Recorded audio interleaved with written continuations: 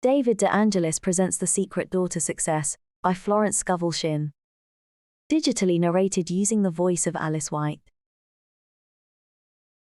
So the people shouted when the priest blew with the trumpets, and it came to pass, when the people heard the sound of the trumpet, and the people shouted with a great shout, that the wall fell down flat, so that the people went up into the city, every man straight before him, and they took the city.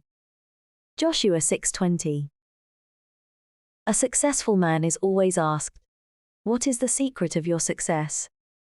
People never ask a man who is a failure, "What is the secret of your failure?" It is quite easy to see, and they are not interested. People all want to know how to open the secret door of success. For each man there is success, but it seems to be behind a door or wall. In the Bible reading, we have heard the wonderful story of the falling of the walls of Jericho. Of course, all biblical stories have a metaphysical interpretation. We will talk now about your wall of Jericho, the wall separating you from success. Nearly everyone has built a wall around his own Jericho. This city you are not able to enter contains great treasures, your divinely designed success, your heart's desire. What kind of wall have you built around your Jericho?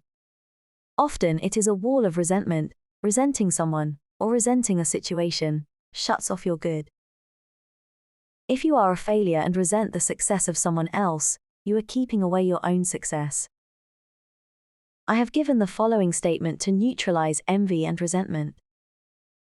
What God has done for others, He now does for me and more. A woman was filled with envy because a friend had received a gift. She made this statement, and an exact duplicate of the gift was given her, plus another present. It was when the children of Israel shouted that the walls of Jericho fell down. When you make an affirmation of truth, your wall of Jericho totters. I gave the following statement to a woman: the walls of lack and delay now crumble away, and I enter my promised land, under grace. She had a vivid picture of stepping over a fallen wall, and received the demonstration of her good, almost immediately. It is the word of realization which brings about a change in your affairs, for words and thoughts are a form of radioactivity. Taking an interest in your work, enjoying what you are doing opens the secret door to success. A number of years ago, I went to California to speak at the different centers, by way of the Panama Canal, and on the boat I met a man named Jim Tully. For years he had been a tramp. He called himself the king of the hobos. He was ambitious and picked up an education. He had a vivid imagination, and commenced writing stories about his experiences. He dramatized tramp life, he enjoyed what he was doing, and became a very successful author. I remember one book called Outside Looking In. It was made into a motion picture. He is now famous and prosperous, and lives in Hollywood. What opened the secret door to success for Jim Tully? Dramatizing his life. Being interested in what he was doing, he made the most of being a tramp. On the boat, we all sat at the captain's table, which gave us a chance to talk. Mrs. Grace Stone was also a passenger on the boat. She had written The Bitter Tea of General Yen, and was going to Hollywood to have it made into a moving picture. She had lived in China, and was inspired to write the book. That is the secret of success, to make what you are doing interesting to other people. Be interested yourself, and others will find you interesting. A good disposition, a smile, often opens the secret door. The Chinese say, "A man without a smiling face must not open a shop." The success of a smile was brought out in a French moving picture in which Chevalier took the lead. The picture was called With a Smile. One of the characters had become poor, dreary, and almost a derelict. He said to Chevalier, "What good has my honesty done me?" Chevalier replied, "Even honesty won't help you without a smile." So the man changes on the spot, cheers up, and becomes very successful. Living in the past, complaining of your misfortunes, builds a thick wall around your Jericho. Talking too much about your affairs, scattering your forces, brings you up against a high wall. I knew a man of brains and ability, who was a complete failure. He lived with his mother and aunt, and I found that every night when he went home to dinner, he told them all that had taken place during the day at the office, he discussed his hopes, his fears, and his failures. I said to him, "You scatter your forces by talking about your affairs. Don't discuss your business with your family. Silence is golden." He took my lead. During dinner he refused to talk about business. His mother and aunt were in despair. They loved to hear all about everything. But his silence proved golden. Not long after, he was given a position at $100 a week. And in a few years, he had a salary of $300 a week. Success is not a secret, it is a system.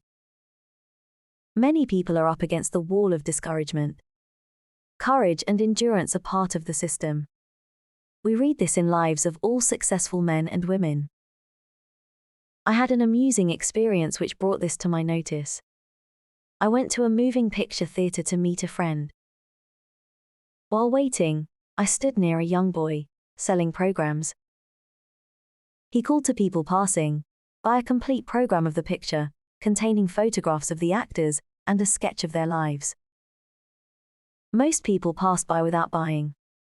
To my great surprise, he suddenly turned to me and said, "Say, this ain't no racket for a guy with ambition." Then he gave a discourse on success. He said, "Most people give up just before something big is coming to them. A successful man never gives up." Of course I was interested and said, "I'll bring you a book the next time I come. It is called The Game of Life and How to Play It. You will agree with a lot of the ideas." A week or two later, I went back with the book. The girl at the ticket office said to him, "Let me read it, Eddie, while you are selling programs." The man who took tickets leaned over to see what it was about. The game of life always gets people's interest. I returned to the theater in about 3 weeks. Eddie had gone. He had expanded into a new job that he liked. His wall of Jericho had crumbled. He had refused to be discouraged. Only twice is the word success mentioned in the Bible, both times in the book of Joshua. "Only be strong and very courageous to observe to do according to all the law which Moses my servant commanded thee. Turn not from it to the right nor to the left, that thou mayest have good success whithersoever thou goest. This book of the law shall not depart from thy mouth, but thou shalt meditate therein day and night, that thou mayest observe to do all that is written therein. For then shalt thou make thy way prosperous, and thou shalt have good success. Turn not to the right nor to the left." The road to success is a straight and narrow path. It is a road of loving absorption, of undivided attention. You attract the things you give a great deal of thought to. So if you give a great deal of thought to lack, you attract lack. If you give a great deal of thought to injustice, you attract more injustice. Joshua said, "And it shall come to pass, that when they make a long blast with the ram's horn, and when ye hear the sound of the trumpet, all the people shall shout with a great shout, and the wall of the city shall fall down flat, and the people shall ascend up, every man straight before him." The inner meaning of this story is the power of the word, your word which dissolves obstacles and removes barriers. When the people shouted, the walls fell down. We find in folklore and fairy stories, which come down from legends founded on truth, the same idea: a word opens a door or cleaves a rock. We have it again in the Arabian Nights story, Ali Baba and the 40 Thieves. I saw it made into a moving picture. Ali Baba has a secret hiding place, hidden somewhere behind rocks and mountains. The entrance may only be gained by speaking a secret word. It is open sesame.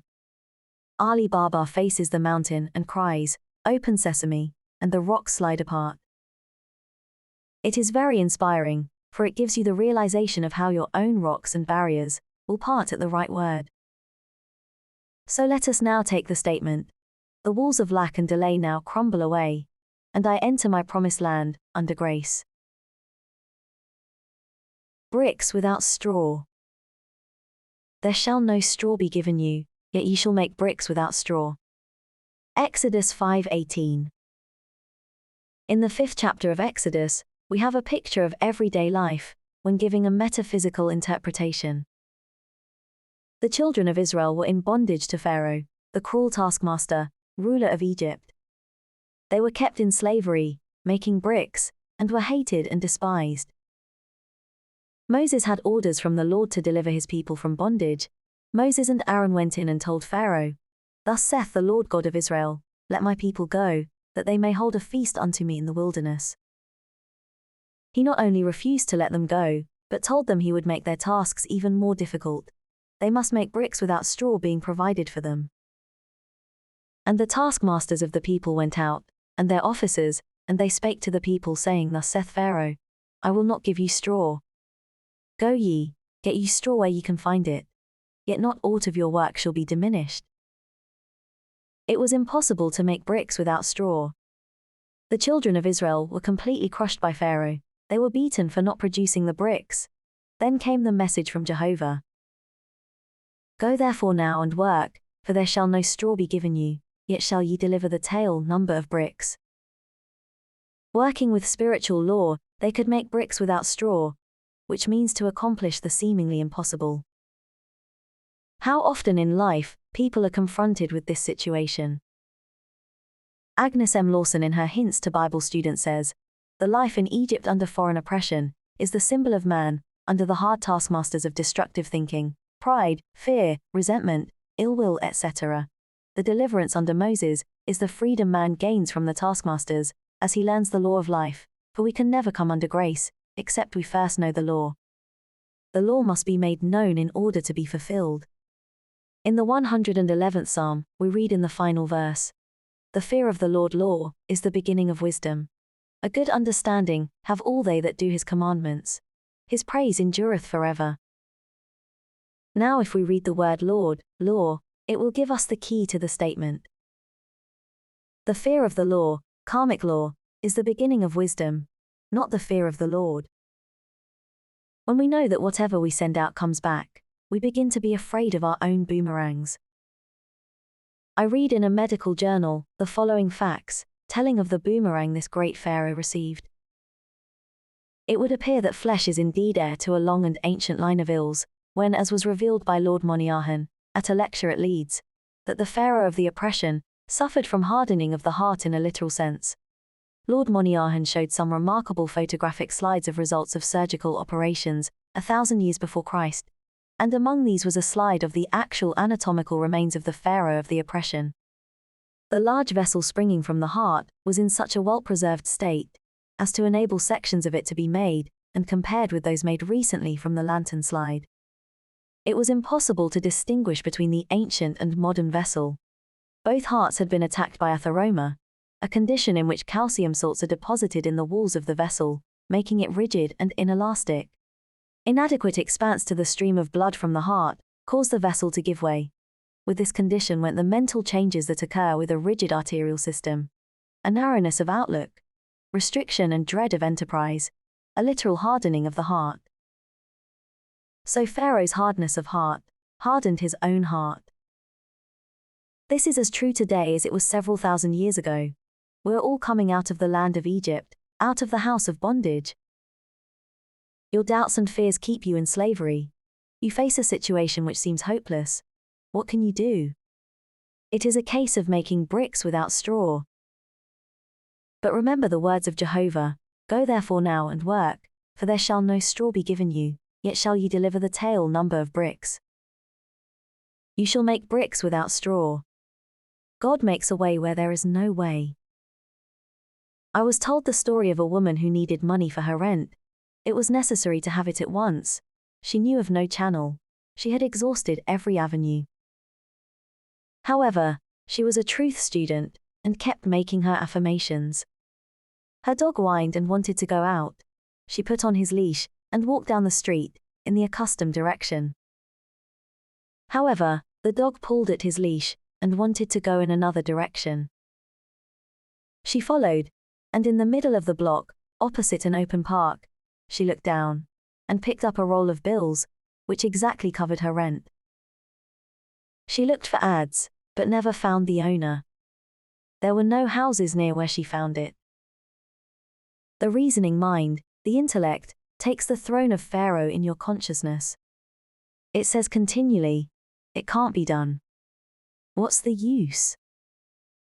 We must drown out these dreary suggestions with a vital affirmation. For example, take this statement.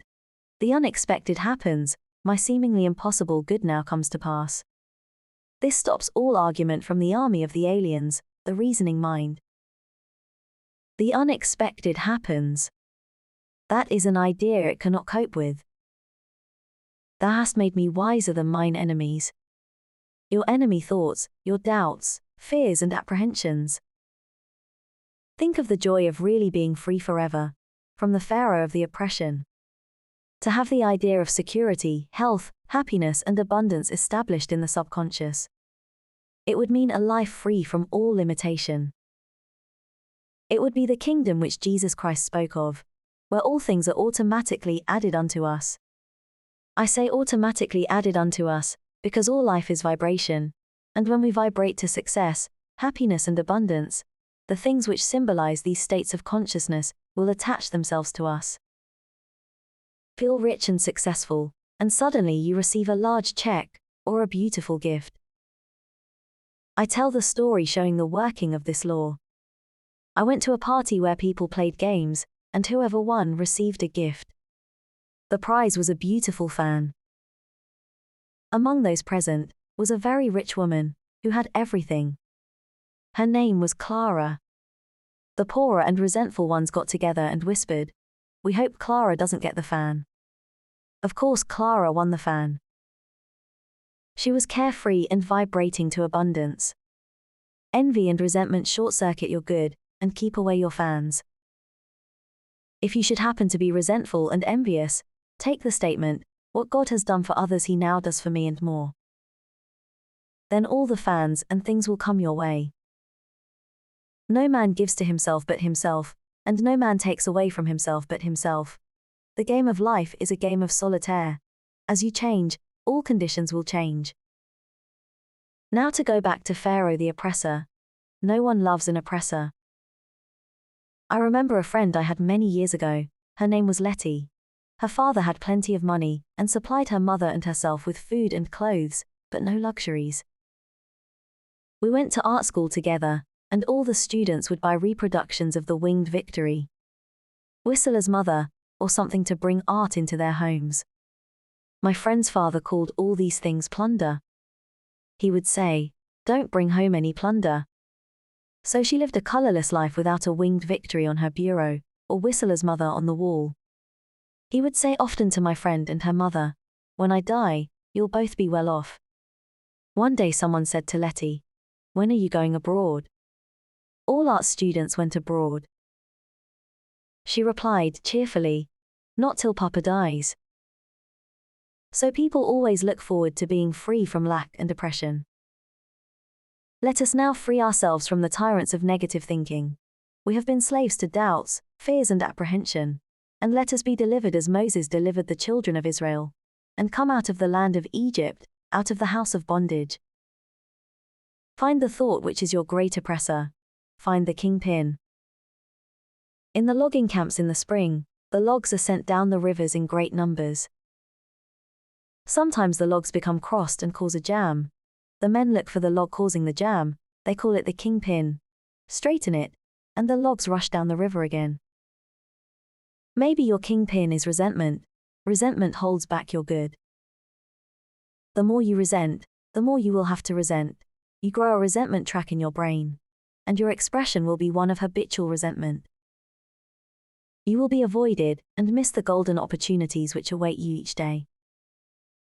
I remember a few years ago, the streets were filled with men selling apples. They got up early to get the good corners. I passed one several times on Park Avenue. He had the most disagreeable expression I have ever seen. As people passed he said, "Apples. Apples," but no one stopped to buy. I invested in an apple and said, "You'll never sell apples unless you change your expression." He replied, "Well, that guy over there took my corner." I said, "Never mind about the corner, you can sell apples right here if you'll look pleasant." He said, "Oh. Okay, lady," and I went on. The next day I saw him, his whole expression had changed. He was doing a big business, selling apples with a smile. So find your kingpin, you may have more than one. And your logs of success, happiness and abundance will go rushing down your river. Go therefore now and work, for there shall no straw be given you, yet ye shall make bricks without straw. And 5 of them were wise. My subject is the parable of the wise and the foolish virgins. And 5 of them were wise, and 5 were foolish. They that were foolish took their lamps, and took no oil with them. But the wise took oil in their vessels with their lamps. The parable teaches that true prayer means preparation. Jesus Christ said, "And all things, whatsoever ye shall ask in prayer, believing, ye shall receive." Matthew 21:22. Therefore I say unto you, what things soever ye desire, when ye pray, believe that ye receive them, and ye shall have them. Mark 11:24. In this parable he shows that only those who have prepared for their good, thereby showing active faith, will bring the manifestation to pass. We might paraphrase the scriptures and say, when ye pray believe ye have it. When ye pray, act as if you have already received. Armchair faith, or rocking chair faith, will never move mountains. In the armchair, in the silence or meditation, you are filled with the wonder of this truth, and feel that your faith will never waver. You know that the Lord is your shepherd, you shall never want. You feel that your God of plenty will wipe out all burdens of debt or limitations. Then you leave your armchair and step out into the arena of life. It is only what you do in the arena that counts. I will give you an illustration showing how the law works, for faith without action is dead. A man, one of my students, had a great desire to go abroad. He took the statement, "I give thanks for my divinely designed trip, divinely financed under grace, in a perfect way." He had very little money, but knowing the law of preparation, he bought a trunk. It was a very gay and happy trunk, with a big red band around its waist. Whenever he looked at it, it gave him a realization of a trip. One day he seemed to feel his room moving. He felt the motion of a ship. He went to the window to breathe the fresh air, and it smelt like the aroma of the docks. With his inner ear, he heard the shriek of a seagull and the creaking of the gangplank. The trunk had commenced to work. It had put him in the vibration of his trip. Soon after that, a large sum of money came to him, and he took the trip. He said afterwards that it was perfect in every detail. In the arena of life, we must keep ourselves tuned up to concert pitch. Are we acting from motives of fear or faith? Watch your motives with all diligence, for out of them are the issues of life. If your problem is a financial one, and it usually is, you must know how to wind yourself up financially, and keep wound up by always acting your faith. The material attitude towards money is to trust in your salary, your income and investments, which can shrink overnight. The spiritual attitude toward money is to trust in God for your supply. To keep your possessions, always realize that they are God in manifestation. What Allah has given cannot be diminished, then if one door shuts another door immediately opens. Never voice lack or limitation, for, by your words you are condemned. You combine with what you notice, and if you are always noticing failure and hard times, you will combine with failure and hard times. You must form the habit of living in the 4th dimension, the world of the wondrous. It is the world where you do not judge by appearances. You have trained your inner eye to see through failure into success, to see through sickness into health, to see through limitation into plenty. I will give you the land which your inner eye sees. I will give to you the land which thou seest. The man who achieves success has the fixed idea of success. If it is founded on a rock of truth and rightness, it will stand. If not, it is built upon sand and washed into the sea, returning to its native nothingness. Only divine ideas can endure. Evil destroys itself, for it is a cross-current against universal order, and the way of the transgressor is hard. They that were foolish took their lamps, and took no oil with them. But the wise took oil in their vessels with their lamps. The lamp symbolizes man's consciousness. The oil is what brings light or understanding. While the bridegroom tarried, they all slumbered and slept. And at midnight there was a cry made, Behold, the bridegroom cometh. Go ye out to meet him. Then all those virgins arose, and trimmed their lamps. And the foolish said unto the wise, Give us your oil, for our lamps are gone out. The foolish virgins were without wisdom or understanding, which is oil for the consciousness, and when they were confronted with a serious situation, they had no way of handling it. And when they said to the wise, Give us of your oil, the wise answered, saying, Not so, lest there be not enough for us and you, but go ye rather to them that sell, and buy for yourselves. That means that the foolish virgins could not receive more than was in their consciousness, or what they were vibrating to. The man received the trip, because it was in his consciousness, as a reality. He believed that he had already received. As he prepared for the trip, he was taking oil for his lamps. With realization comes manifestation. The law of preparation works both ways. If you prepare for what you fear or don't want, you begin to attract it. David said, The thing I feared has come upon me. We hear people say, I must put away money in case of illness.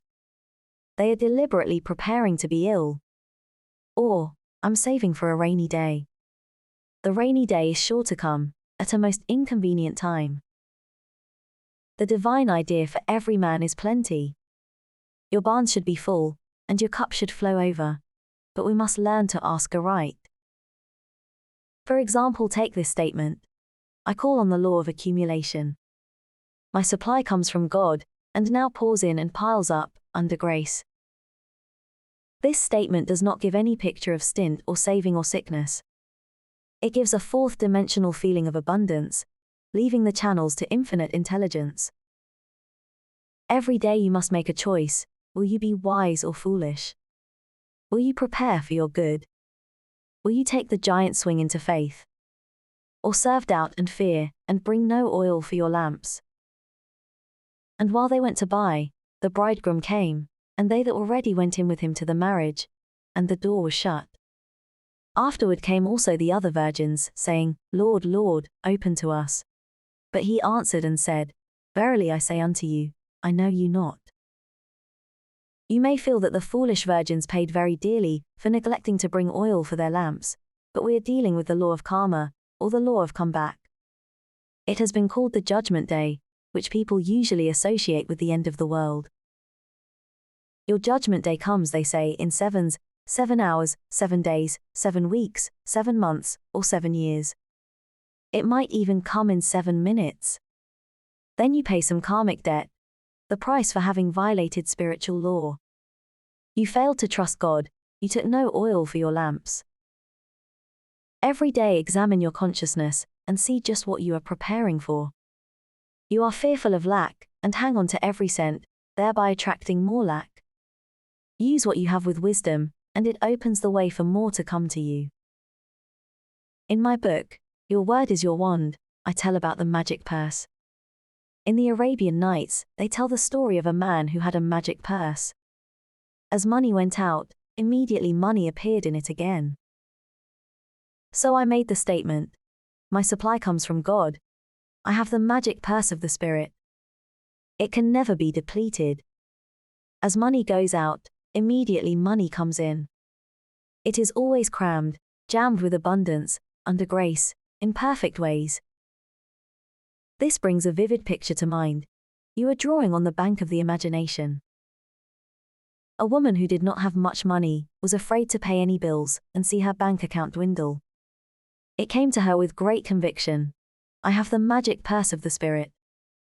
It can never be depleted. As money goes out, immediately, money comes in. She fearlessly paid her bills, and several large checks came to her that she did not expect. Watch and pray lest ye enter into the temptation of preparing for something destructive instead of something constructive. I knew a woman who told me she always kept a long crepe veil handy in case of funerals. I said to her, You are a menace to your relatives, and are preparing to hurry them all off, so that you can wear the veil. She destroyed it. Another woman who had no money decided to send her 2 daughters to college. Her husband scorned the idea and said, Who will pay their tuition? I have no money for it, she replied. I know some unforeseen good will come to us. she kept on preparing her daughters for college.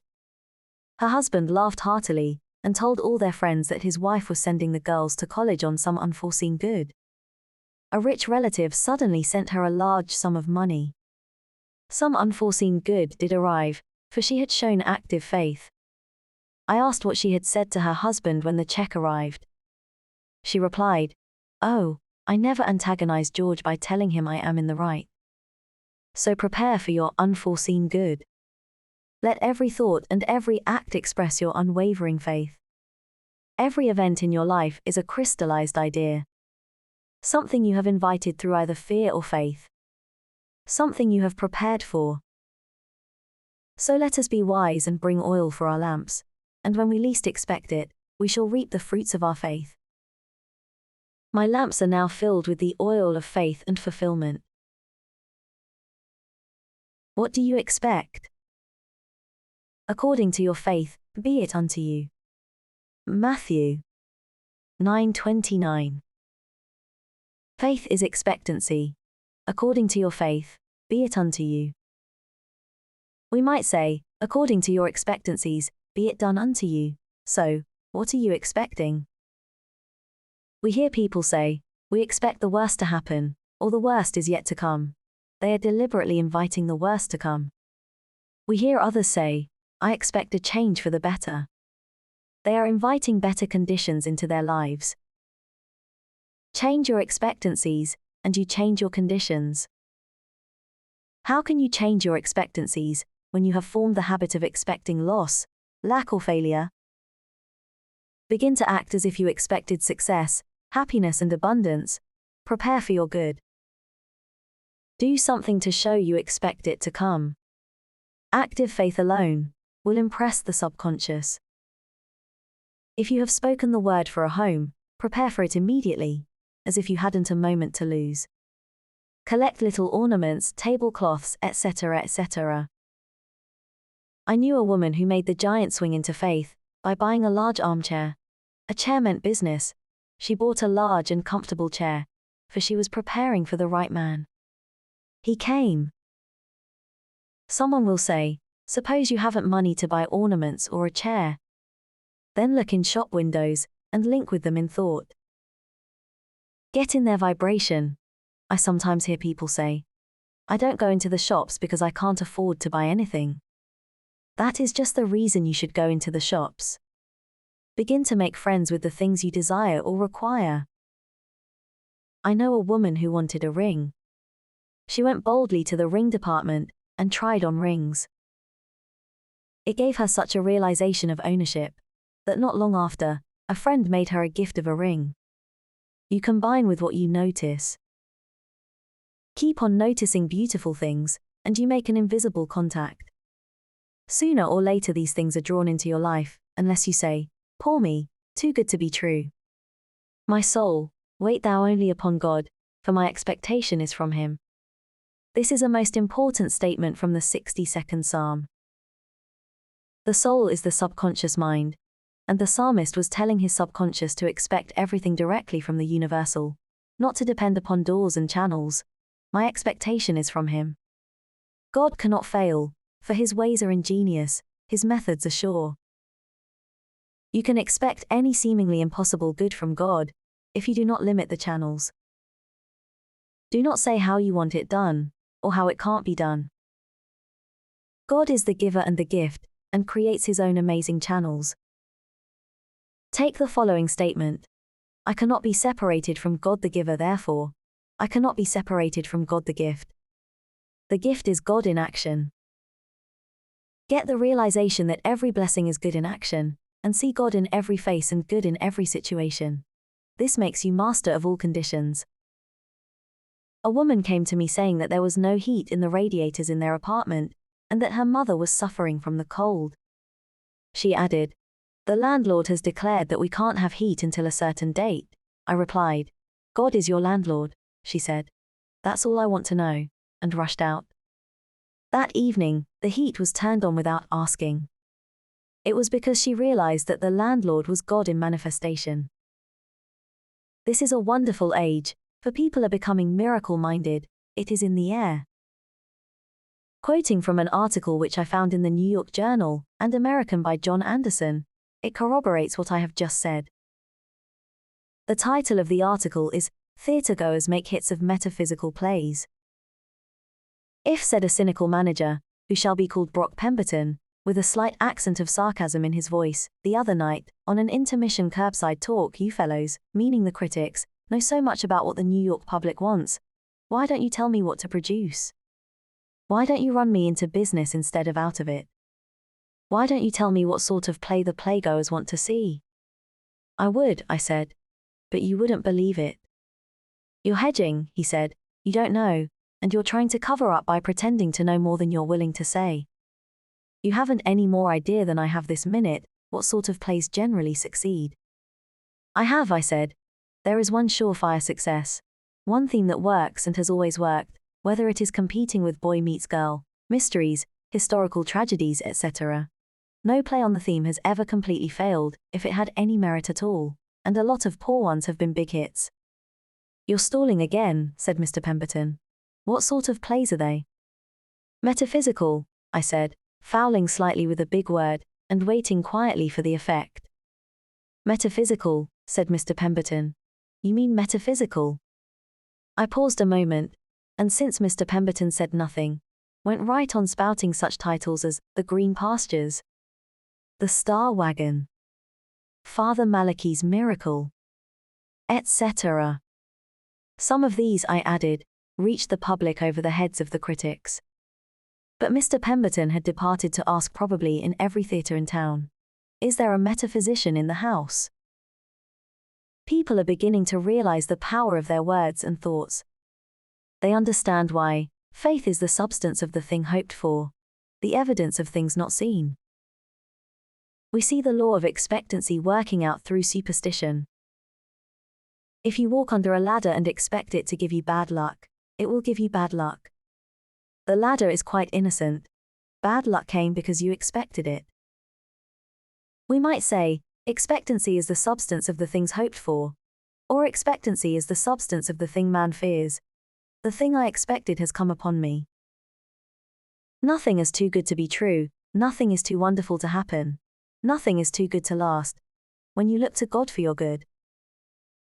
Now think of the blessings which seem so far off, and begin to expect them now, under grace, in an unexpected way. For God works in unexpected ways, his wonders to perform. I was told that there are 3,000 promises in the Bible. Let us now expect all these blessings to come to pass. Among them we are promised riches and honor, eternal youth, your flesh shall become as a little child's, and eternal life. Death itself shall be overcome. Christianity is founded upon the forgiveness of sins, and an empty tomb. We now know that all these things are scientifically possible. As we call on the law of forgiveness, we become free from mistakes, and the consequences of mistakes. Though your sins be as scarlet, ye shall be washed whiter than wool. Then our bodies will be bathed in light, and express the body electric, which is incorruptible and indestructible, pure substance, expressing perfection. I expect the unexpected, my glorious good now comes to pass. The long arm of God. In the Bible, the arm of God always symbolizes protection. The writers of the Bible knew the power of a symbol. It brings a picture which impresses the subconscious mind. They used the symbols of the rock, sheep, shepherds, vineyard, lamp, and hundreds of others. It would be interesting to know how many symbols are used in the Bible. The arm also symbolizes strength. The eternal God is thy refuge, and underneath are the everlasting arms, and he shall thrust out the enemy from before thee, and shall say, destroy them. Who is the enemy before thee? The negative thought forms which you have built up in your subconscious mind. A man's enemies are only those of his own household. The everlasting arms thrust out these enemy thoughts and destroy them. Have you ever felt the relief of getting out some negative thought form? Perhaps you have built up a thought form of resentment, until you are always boiling with anger about something. You resent people you know, people you don't know, people in the past and people in the present, and you may be sure that the people in the future won't escape your wrath. All the organs of the body are affected by resentment. For when you resent with every organ of the body. You pay the penalty with rheumatism, arthritis, neuritis, etc., for acid thoughts produce acid in the blood. All this trouble comes because you are fighting the battle, not leaving it to the long arm of God. I have given the following statement to many of my students. The long arm of God reaches out over people and conditions, controlling this situation, and protecting my interests. This brings a picture of a long arm, symbolizing strength and protection. With the realization of the power of the long arm of God, you would no longer resist or resent. You would relax and let go. The enemy thoughts within you would be destroyed, therefore, the adverse conditions would disappear. Spiritual development means the ability to stand still, or stand aside, and let infinite intelligence lift your burdens and fight your battles. When the burden of resentment is lifted, you experience a sense of relief. You have a kindly feeling for everyone, and all the organs of your body begin to function properly. A clipping quoting Albert Edward Day D.D. reads, that loving our enemies is good for our spiritual health, is widely known and accepted. But that negation and poisonous emotions destroy physical health, is a relatively new discovery. The problem of health is often an emotional one. Wrong emotions entertained and repeated are potent causes of illness. When the preacher talks about loving your enemies, the man on the street is apt to dismiss the idea as unendurable and pious. But the fact is, the preacher is telling you something which is one of the first laws of hygiene, as well as ethics.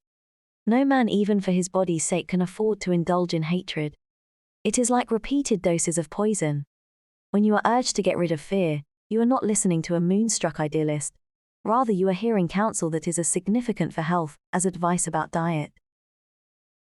We hear so much about a balanced diet, but without a balanced mind, you can't digest what you eat, calories or no calories. Non-resistance is an art. When acquired, the world is yours. So many people are trying to force situations. Your lasting good will never come through forcing personal will. Flee from the things which flee from thee. Seek nothing, fortune seeketh thee. Behold his shadow on the floor. Behold him standing at the door. I do not know the author of these lines. Lovelock, the celebrated English athlete, was asked how to attain his speed and endurance in running. He replied, "Learn to relax. Let us attain this rest in action." He was most relaxed when running the fastest. Your big opportunity and big success usually slide in when you least expect it. You have to let go long enough for the great law of attraction to operate. You never saw a worried and anxious magnet. It stands up straight and hasn't a care in the world, because it knows the needles can't help jumping to it.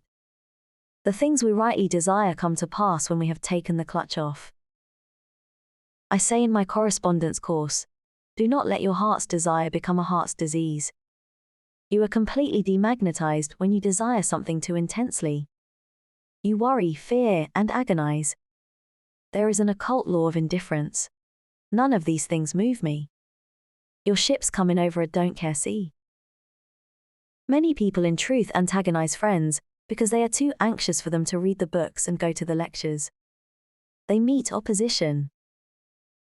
A friend took my book, The Game of Life and How to Play It, to her brother's house to read. The young men of the family refused to read it. No, nut stuff for them. One of these young men drives a taxi cab.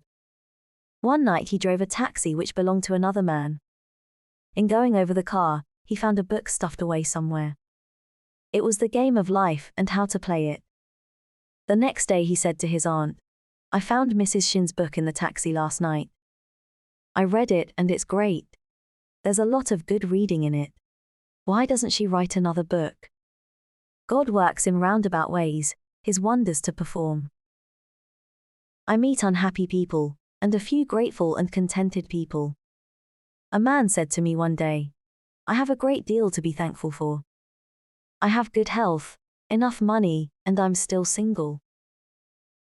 The 89th Psalm is very interesting, for we find that two individuals take part: the man who sings the psalm, for all psalms are songs or poems, and the Lord God of hosts answers him.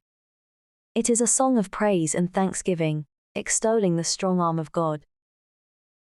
I will sing of the mercies of the Lord forever. O Lord God of hosts, who is a strong Lord like unto thee?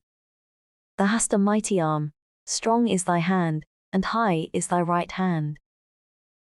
Then the Lord of hosts replies, with whom my hand shall be established, mine arm also shall strengthen him. My mercy will I keep for him forevermore, and my covenant shall stand fast with him. We only hear the words forevermore in the Bible and in fairy tales. In the absolute, man is outside of time and space. His good is from everlasting to everlasting.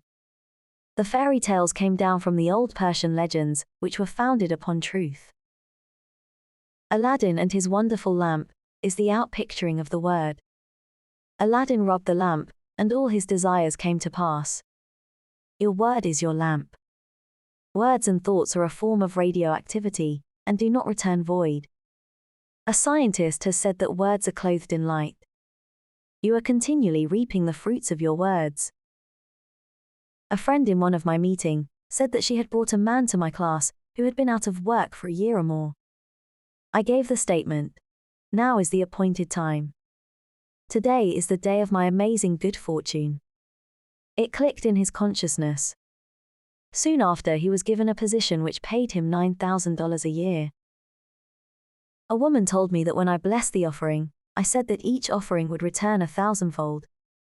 She had put $1 in the collection. She said with great realization, that dollar is blessed, and returns $1,000. She received $1,000 a short time afterwards, in a most unexpected way. Why do some people demonstrate this truth so much more quickly than others? It is because they have the ears that hear. Jesus Christ tells the parable of the man who sowed the seed, and it fell upon good ground. The seed is the word.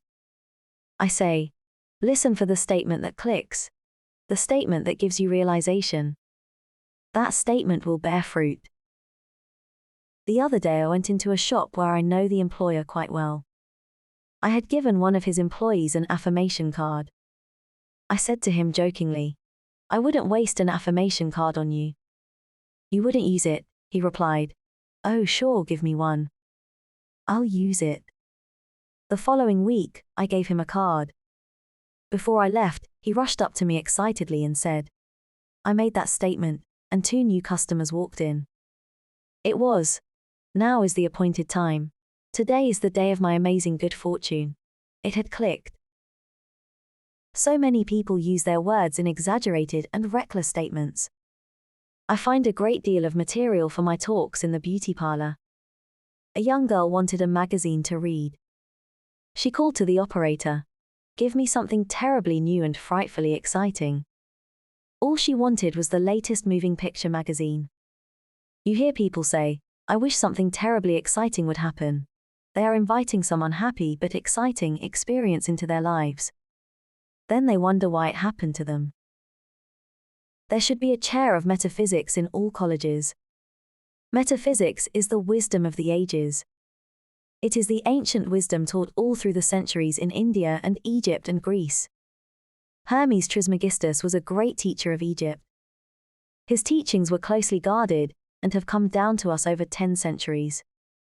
He lived in Egypt in the days when the present race of men was in its infancy. But if you read the Kybalion carefully, you will find that he taught just what we are teaching today. He said that all mental states were accompanied by vibrations. You combine with what you vibrate to.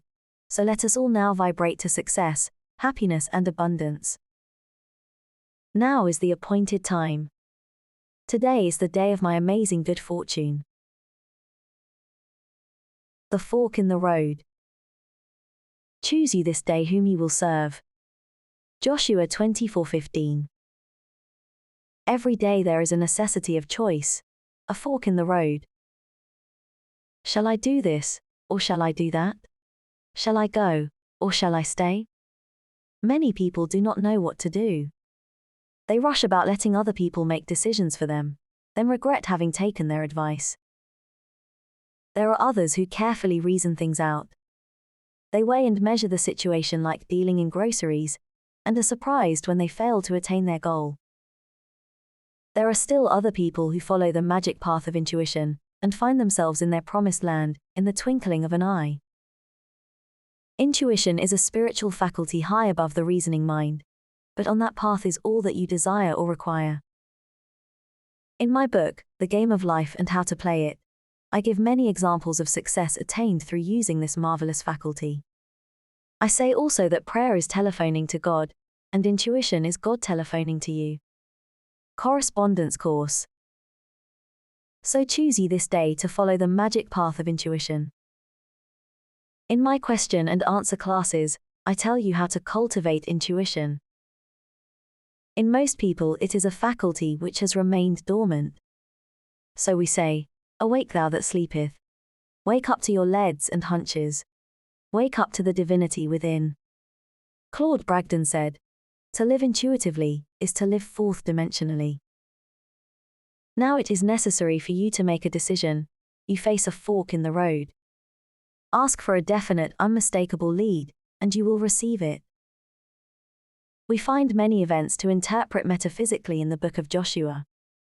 After the death of Moses, the divine command came to Joshua, now therefore, arise, go over the Jordan, thou and all thy people, unto the land which I do give to them. Every place the sole of your feet shall tread upon, to you have I given it. The feet are the symbol of understanding, so it means metaphysically, all that we understand stands under us in consciousness, and what is rooted there can never be taken from us. For the Bible goes on to say, there shall not any man be able to stand before thee all the days of thy life. I will not fail thee, nor forsake thee. Only be thou strong and very courageous, that thou mayest observe to do according to all the law, which Moses my servant commanded thee. Turn not from it to the right hand or to the left, that thou mayest prosper whithersoever thou goest. So we find we have success through being strong and very courageous in following spiritual law. We are back again to the fork in the road, the necessity of choice. Choose you this day whom you will serve, the intellect or divine guidance. A well-known man, who has become a great power in the financial world, said to a friend, I always follow intuition, and I am luck incarnate. Inspiration, which is divine guidance, is the most important thing in life.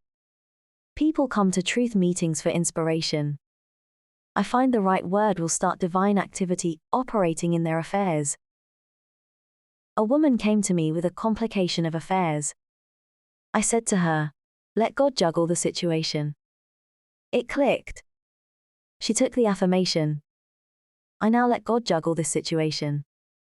Almost immediately she rented a house, which had been vacant for a long time. Let God juggle every situation, for when you try to juggle the situation, you drop all the balls. In my question and answer classes I would be asked, how do you let God juggle a situation, and what do you mean when you say I should not juggle it? You juggle with the intellect. The intellect would say, times are hard, no activity in real estate. Don't expect anything until the fall of 1958. With spiritual law, there is only the now. Before you call you are answered, for time and space are but a dream, and your blessing is there waiting for you to release it by faith and the word. Choose you this day whom you will serve, fear or faith. In every act prompted by fear lies the germ of its own defeat. It takes much strength and courage to trust God.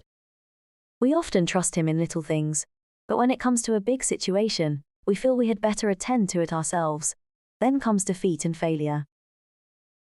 The following extract from a letter which I received from a woman in the West shows how conditions can change in the twinkling of an eye. I've had the pleasure of reading your wonderful book, The Game of Life and How to Play It. I have 4 boys 10, 13, 15 and 17, and thought how wonderful for them to grasp it, in their early life, and be able to get things which are theirs by divine right. The lady who let me read her copy gave me other things to read, but it seemed when I picked this book up, it was magnetic, and I could not let go of it. After reading it I realized, I was trying to live divinely, but did not understand the law, or I would have been much further advanced. At first I thought it quite hard to find a place in the business world, after so many years of being a mother. But I got this statement. God makes a way where there is no way. and he did that very thing for me. I am grateful for my position, and smile when people say, "How do you do it, manage 4 growing boys, a home, after all the times you have been hospitalized with such major operations, and none of your relatives near you?" I have that statement in my book. God makes a way where there is no way. God made a way for her in business when all her friends said it couldn't be done. The average person will tell you almost anything can't be done. I had an example of this the other day. In a shop I found a delightful little silver drippolator, which would make just 1 cup of anything. I showed it to some friends with enthusiasm, thinking it so very cute, and one said, "It will never work." The other said, "If it belonged to me, I'd throw it away." I stood up for the little drippolator, and said I knew it would work, which it did. My friends were simply typical of the average person who says, "It can't be done."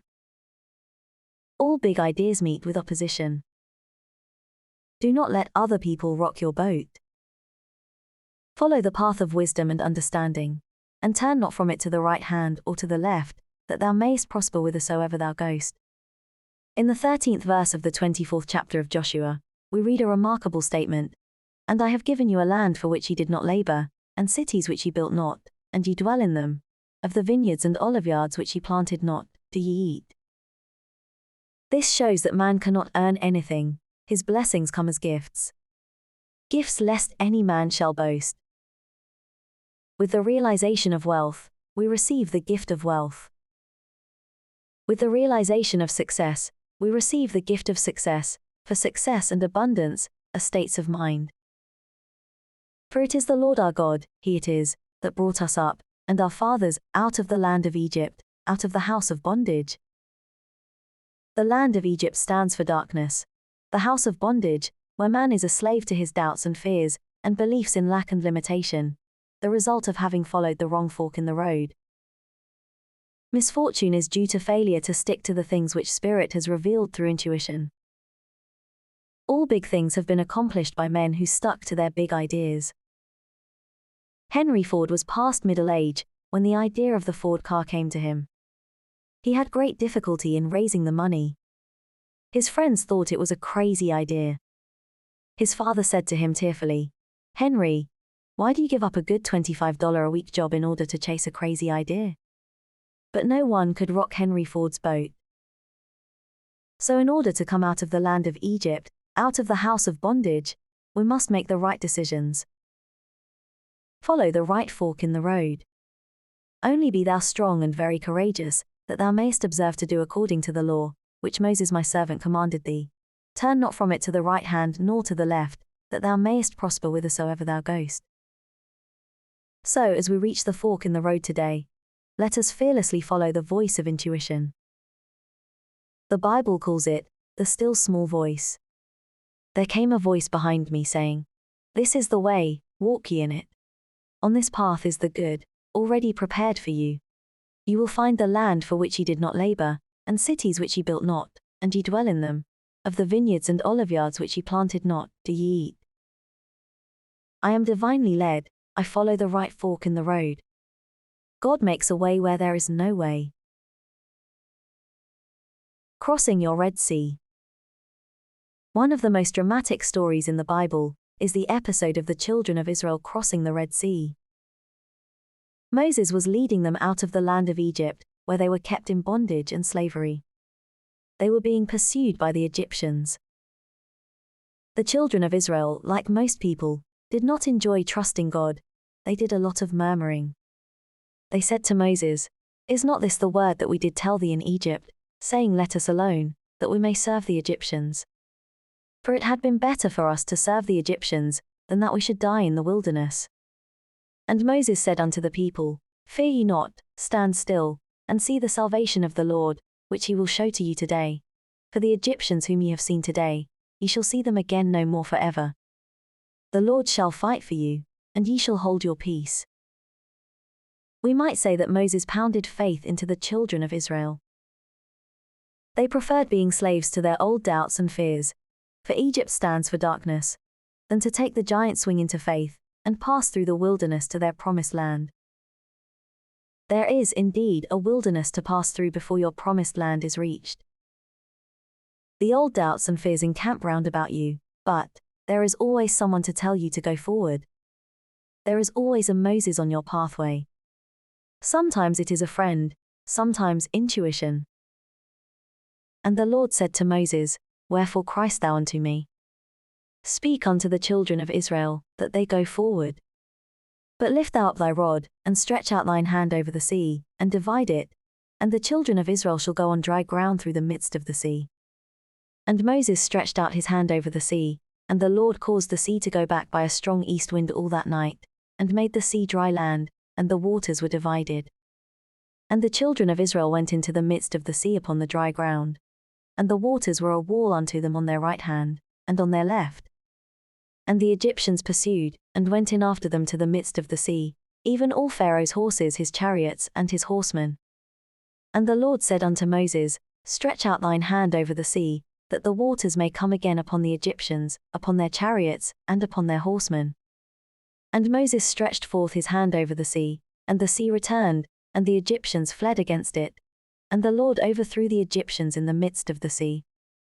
And the waters returned, and covered the chariots and the horsemen, and all the hosts of Pharaoh that came into the sea after them.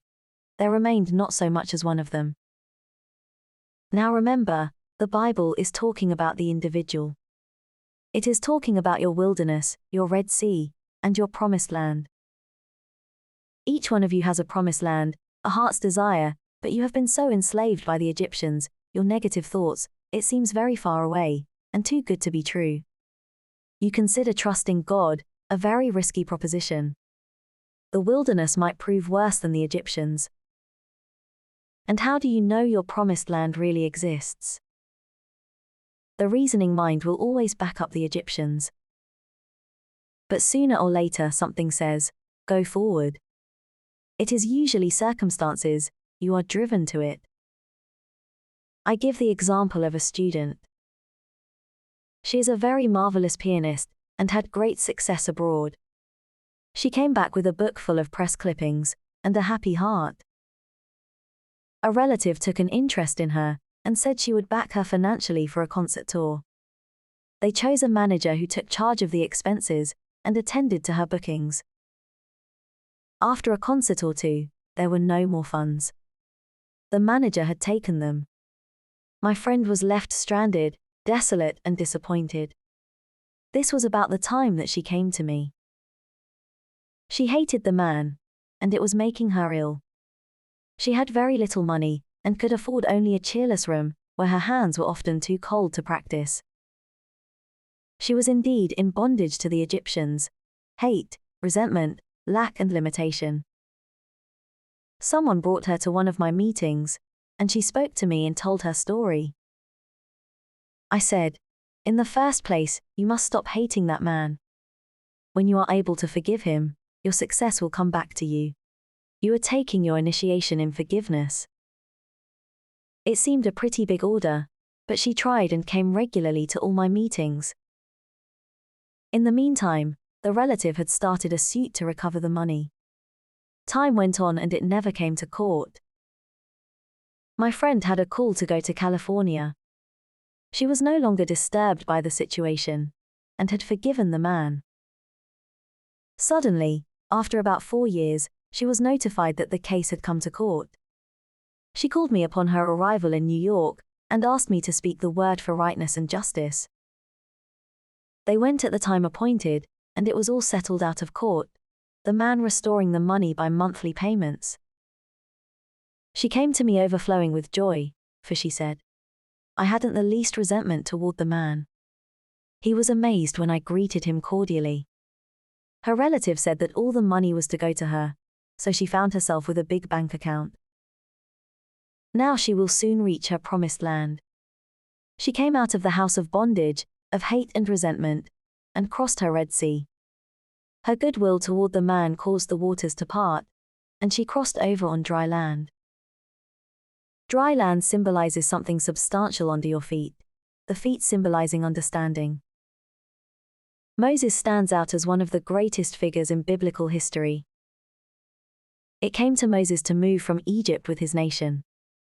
The task before him was not only the unwillingness of Pharaoh to let go of those whom he had made into profitable slaves, but also to stimulate to open rebellion this nation which had lost its initiative under the hardships of its taskmasters. It required extraordinary genius to meet this condition, which Moses possessed with self-abnegation and the courage of his own convictions. Self-abnegation. He was called the meekest of men. We have often heard the expression, as meek as Moses. He was so meek towards the commands of the Lord, that he became one of the strongest of men. The Lord said to Moses, "Lift thou up thy rod, and stretch out thine hand over the sea, and divide it. And the children of Israel shall go on dry ground through the midst of the sea." So, never doubting, he said to the children of Israel, "Go forward." This was a daring thing to do, to lead a multitude of people into the sea, having perfect faith they would not drown. Behold the miracle. The Lord caused the sea to go back by a strong east wind all that night, and made the sea dry land, and the waters were divided. Now remember, this could happen for you this very day. Think of your problem. Maybe you have lost your initiative from living so long a slave to Pharaoh, your doubts, fears, and discouragements. Say to yourself, "Go forward." The Lord caused the sea to go back by a strong east wind. We will think of this strong east wind as a strong affirmation. Take a vital statement of truth. For example, if your problem is a financial one, say, "My supply comes from God, and big happy financial surprises now come to me, under grace, in perfect ways." The statement is a good one, for it contains the element of mystery. We are told that God works in mysterious ways his wonders to perform. We might say in surprising ways. Now that you have made your statement for supply, you have caused the east wind to blow. So walk up to your Red Sea of lack or limitation. The way to walk up to your Red Sea is to do something to show your fearlessness. I will tell the story of a student who had an invitation to visit friends at a very fashionable summer resort. She had been living in the country for a long time, grown heavier, and nothing fitted her but her Girl Scout suit. Suddenly, she received the invitation. It meant evening clothes, slippers and accessories, none of which she had, and no money to buy them. She came to me. I said, "What is your hunch?" She replied, "I feel very fearless. I have the hunch to go, anyway." So she squeezed herself into something to travel in, and went. When she arrived at her friend's house, she was greeted warmly, but her hostess said with some embarrassment, "Maybe what I've done will hurt you, but there are some evening clothes and slippers I never wear, which I have put in your room. Won't you make use of them?" My friend assured her she would be delighted, and everything fitted perfectly. She had, indeed, walked up to her Red Sea, and passed over on dry land. The waters of my Red Sea part, and I pass over on dry land. I now go forward into my promised land. The watchman at the gate. Also I set watchmen over you, saying, "Hearken to the sound of the trumpet." Jeremiah 6:17. We must all have a watchman at the gate of our thoughts. The watchman at the gate is the superconscious mind. We have the power to choose our thoughts. Since we have lived in the race thought for thousands of years, it seems almost impossible to control them. They rush through our minds like stampeding cattle or sheep. But a single sheepdog can control the frightened sheep, and guide them into the sheep pen. I saw a picture in the newsreels of a shepherd dog controlling the sheep. He had rounded up all but 3. These 3 resisted and resented. They bayed and lifted their front feet in protest, but the dog simply sat down in front, and never took his eyes off them. He did not bark or threaten. He just sat, and looked his determination. In a little while, the sheep tossed their heads and went in the pen. We can learn to control our thoughts in the same way, by gentle determination, not force. We take an affirmation, and repeat it continually, while our thoughts are on the rampage. We cannot always control our thoughts, but we can control our words, and repetition impresses the subconscious, and we are then master of the situation. In the 6th chapter of Jeremiah, we read, I set a watchman over you saying, hearken to the sound of the trumpet. Your success and happiness in life depend upon the watchman at the gate of your thoughts, for your thoughts, sooner or later, crystallize on the external. People think by running away from a negative situation, they will be rid of it, but the same situation confronts them wherever they go. They will meet the same experiences until they have learned their lessons. This idea is brought out in the moving picture, The Wizard of Oz. The little girl Dorothy is very unhappy because the mean woman in the village wants to take away her dog Toto. She goes in despair to confide in her Aunt Em and Uncle Henry, but they are too busy to listen and tell her to run along. She says to Toto, there is somewhere, a wonderful place high above the skies, where everybody is happy and no one is mean. How she would love to be there. A Kansas cyclone suddenly comes along, and she and Toto are lifted up, high in the sky, and land in the country of Oz. Everything seems very delightful at first, but soon she has the same old experiences. The mean old woman of the village has turned into a terrible witch, and is still trying to get Toto from her. How she wishes she were back in Kansas. She is told to find the Wizard of Oz. He is all-powerful, and will grant her request. She starts off to find his palace in the Emerald City. On the way she meets a scarecrow. He is so unhappy because he hasn't a brain. She meets a man made of tin, who is so unhappy because he hasn't a heart. Then she meets a lion who is so unhappy because he has no courage. She cheers them up by saying, we'll all go to the Wizard of Oz, and he'll give us what we want. The scarecrow a brain, the tin man a heart, and the lion courage. They encounter terrible experiences, for the bad witch is determined to capture Dorothy, and take away Toto, and the ruby slippers which protect her. At last they reach the Emerald Palace of the Wizard of Oz. They ask for an audience, but are told no one has ever seen the Wizard of Oz, who lives mysteriously in the palace. But through the influence of the Good Witch of the North, they enter the palace. There they discover that the wizard is just a fake magician from Dorothy's hometown in Kansas. They are all in despair because their wishes cannot be granted. But then the Good Witch shows them that their wishes are already granted. The scarecrow has developed a brain by having to decide what to do in the experiences he has encountered. The Tin Man finds he has a heart because he loves Dorothy. And the lion has become courageous because he had to show courage in his many adventures. The Good Witch from the North says to Dorothy, "What have you learned from your experiences?" And Dorothy replies, "I have learned that my heart's desire is in my own home, and in my own front yard." So the Good Witch waves her wand, and Dorothy is at home again. She wakes up, and finds that the Scarecrow, the Tin Man, and the Lion are the men who work on her uncle's farm. They are so glad to have her back. This story teaches that if you run away, your problems will run after you. Be undisturbed by a situation, and it will fall away of its own weight. There is an occult law of indifference. None of these things moves me.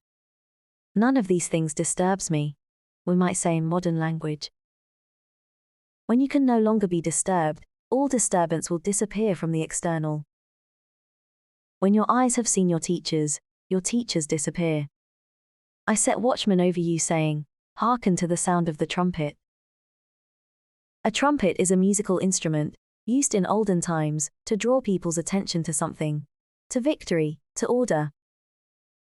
You will form the habit of giving attention to every thought and word, when you realize their importance.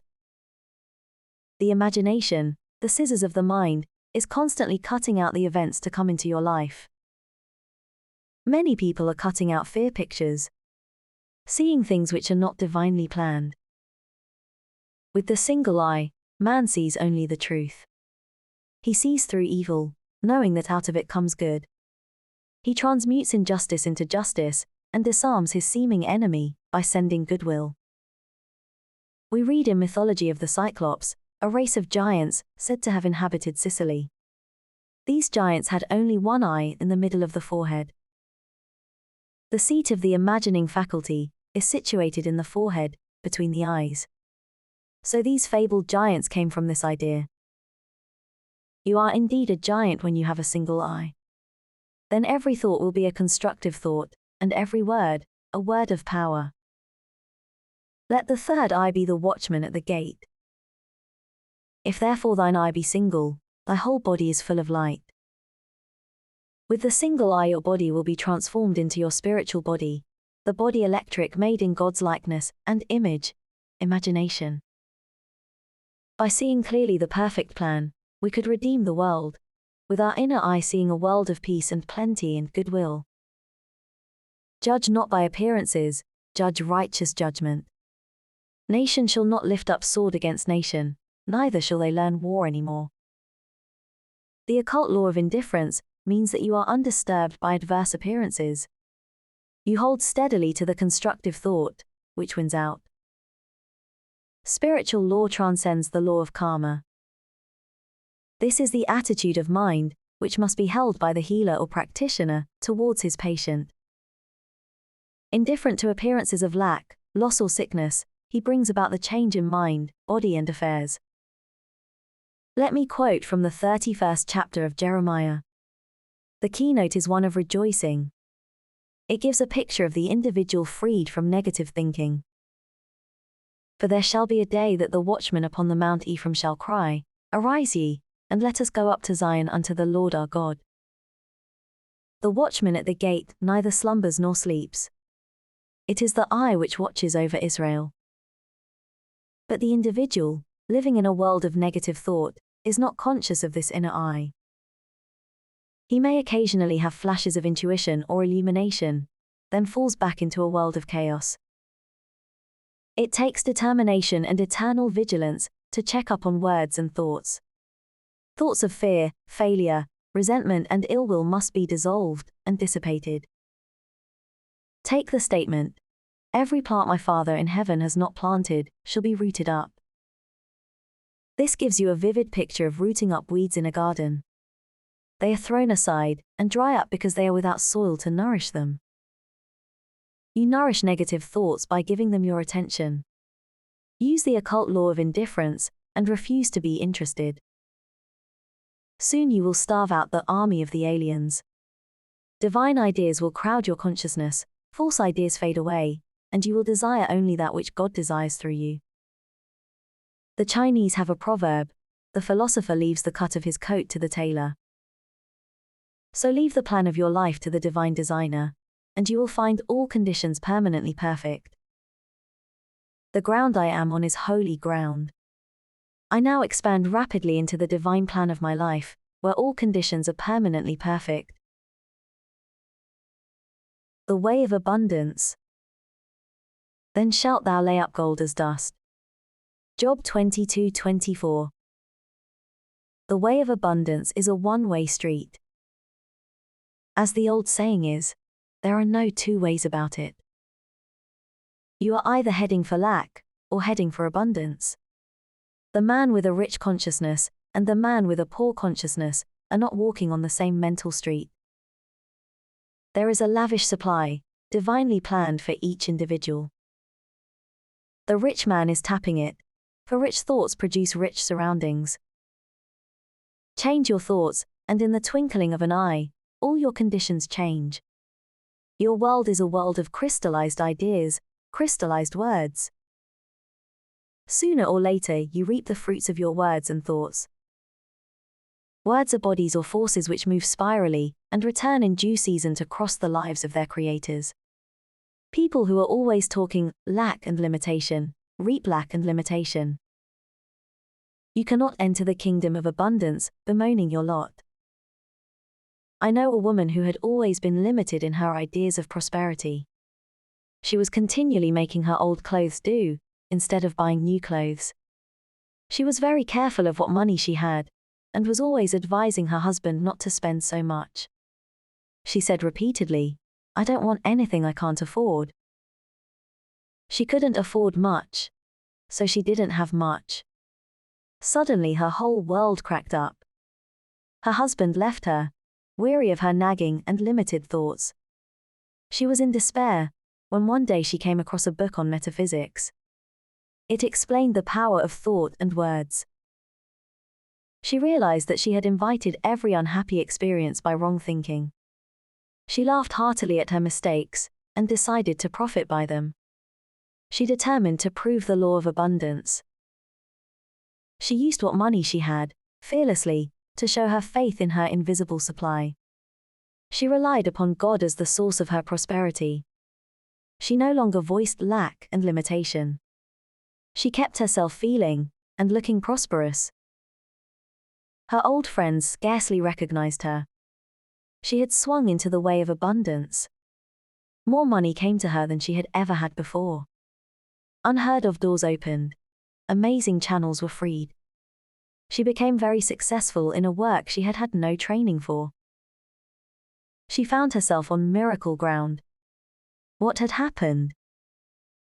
She had changed the quality of her words and thoughts. She had taken God into her confidence and into all her affairs. She had many 11th-hour demonstrations, but her supply always came, for she dug her ditches and gave thanks without wavering. Someone called me up recently and said, "I am looking desperately for a position." I replied, "Don't look desperately for it, look for it with praise and thanksgiving, for Jesus Christ, the greatest of metaphysicians, said to pray with praise and thanksgiving." Praise and thanksgiving open the gates, for expectancy always wins. Of course, the law is impersonal, and a dishonest person with rich thoughts will attract riches, but a thing ill-got has ever bad success, as Shakespeare says. It will be of short duration, and will not bring happiness. We have only to read the papers to see that the way of the transgressor is hard. That is the reason it is so necessary to make your demands aright on the universal supply, and ask for what is yours by divine right, and under grace in a perfect way. Some people attract prosperity, but cannot hold it. Sometimes their heads are turned. Sometimes they lose it through fear and worry. A friend in one of my question and answer classes told this story. Some people in his hometown, who had always been poor, suddenly struck oil in their backyard. It brought great riches. The father joined the country club and went in for golf. He was no longer young. The exercise was too much for him, and he dropped dead on the links. This filled the whole family with fear. They all decided they might have heart trouble, so they are now in bed with trained nurses watching every heartbeat. In the race thought people must worry about something. They no longer worried about money, so they shifted their worries to health. The old idea was that you can't have everything. If you got one thing, you'd lose another. People were always saying, "Your luck won't last." It's too good to be true. Jesus Christ said, "In the world thought, there is tribulation, but be of good cheer, I have overcome the world thought." In the superconscious, or Christ within, there is a lavish supply for every demand, and your good is perfect and permanent. If thou return to the Almighty, thou shalt be built up, in consciousness, thou shalt put away iniquity far from thy tabernacles. Then shalt thou lay up gold as dust, the gold of Ophir as the stones of the brooks. Yea, the Almighty shall be thy defense, and thou shalt have plenty of silver. What a picture of opulence! The result of returning to the Almighty, in consciousness. With the average person, who has thought in terms of lack for a long time, it is very difficult to build up a rich consciousness. I have a student who has attracted great success by making the statement, "I am the daughter of the king. My rich father now pours out his abundance upon me. I am the daughter of the king. Everything makes way for me." Many people put up with limited conditions because they are too lazy, mentally, to think themselves out of them. You must have a great desire for financial freedom. You must feel yourself rich. You must see yourself rich. You must continually prepare for riches. Become as a little child and make believe you are rich. You are then impressing the subconscious with expectancy. The imagination is man's workshop, the scissors of the mind, where he is constantly cutting out the events of his life. The superconscious is the realm of inspiration, revelation, illumination, and intuition. Intuition is usually known as a hunch. I do not apologize for the word hunch anymore. It is now in Webster's latest dictionary. I had a hunch to look up hunch, and there it was. The superconscious is the realm of perfect ideas. The great genius captures his thoughts from the superconscious. Without the vision, imagination, my people perish. When people have lost the power to image their good, they perish, or go under. It is interesting to compare the translation of the French and English Bibles. In the 21st verse of the 22nd chapter of Job we read, "Acquaint now thyself with him, and be at peace, thereby good shall come unto thee." In the French Bible we read, "Attach thyself to God, and you will have peace. Thou shalt thus enjoy happiness." The 23rd verse, "If thou return to the Almighty, thou shalt be built up, thou shalt put away iniquity far from thy tabernacles." In the French translation we read, "Thou shalt be re-established if thou returnest to the Almighty, putting iniquity far off from your dwellings." In the 24th verse, we read a new and amazing translation. The English Bible reads, "Then shalt thou lay up gold as dust, and the gold of Ophir as the stones of the brooks."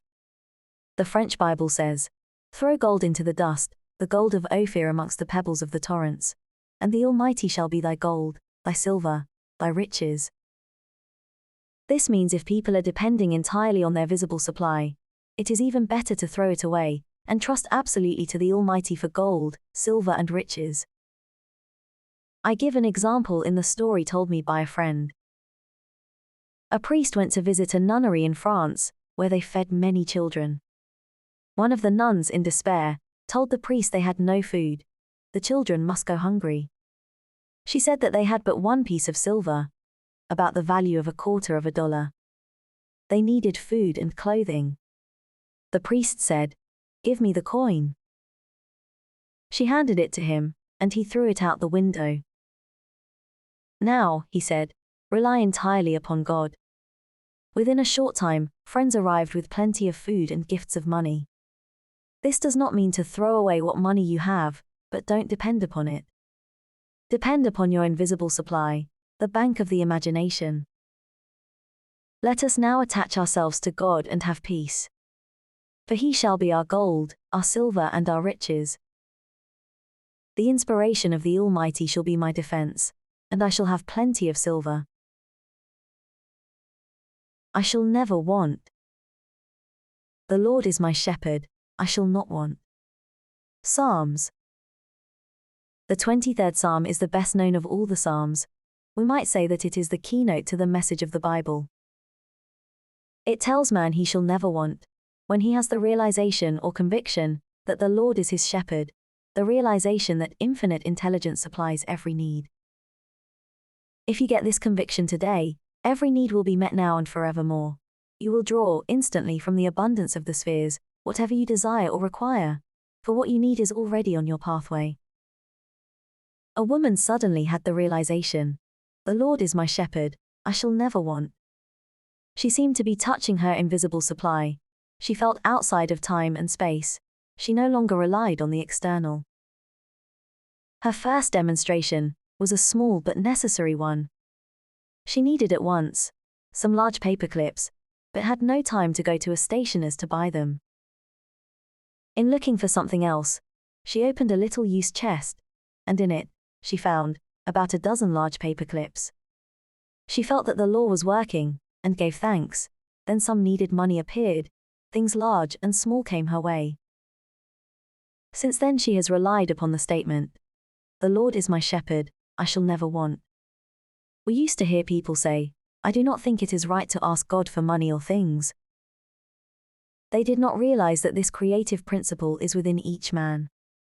The Father within. True spirituality is proving God as your supply, daily, not just once in a while. Jesus Christ knew this law, for whatever he desired or required, appeared immediately on his pathway, the loaves and fishes and money from the fish's mouth. With this realization, all hoarding and saving would disappear. This does not mean that you should not have a big bank account and investments, but it does mean that you should not depend upon them, for if you had a loss in one direction, you would have a gain in another. Always your barns would be full, and your cup flow over. Now, how does one make this contact with his invisible supply? By taking a statement of truth, which clicks and gives him realization. This is not open to a chosen few. Whosoever calleth on the name of the Lord shall be delivered. The Lord is your shepherd, and my shepherd, and everybody's shepherd. God is the supreme intelligence, devoted to supplying man's need. The explanation is that man is God in action. Jesus Christ said, "I and the Father are one." We might paraphrase the statement and say, I and the great creative principle of the universe are one and the same. Man only lacks when he loses his contact with this creative principle, which must be fully trusted, for it is pure intelligence, and knows the way of fulfillment. The reasoning mind and personal will cause a short circuit. Trust in me, and I will bring it to pass. Most people are filled with apprehension and dread when there is nothing to cling to on the external. A woman came to a practitioner and said, "I'm only a poor little woman with no one but God back of me." The practitioner said, "You need not worry if you have God back of you, for all that the kingdom affords is yours." A woman called me on the phone and said, almost in tears, "I'm so worried about the business situation." I replied, "The situation with God remains the same. The Lord is your shepherd, you shall not want. If one door shuts, another door opens."